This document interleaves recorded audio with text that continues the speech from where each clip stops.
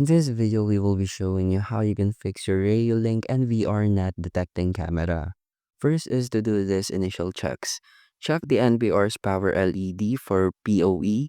You can also look for port lights like orange flashing for data or green for power.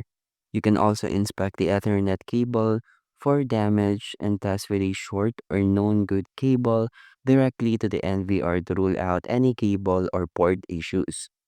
Next is the network and IP configuration. Ensure that the camera and NVR are on the same subnet, and verify the camera has a unique IP address and temporarily disable firewall or VPN. Ensure that you are using UDP ports and they are open, or try a different network or a hotspot.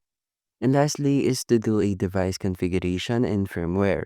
You can power cycle both the camera and NVR, or you can also factory reset the camera if needed.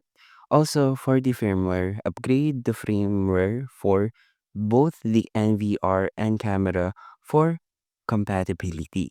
And that's how you can fix Reolink NVR not detecting camera, and thank you for listening.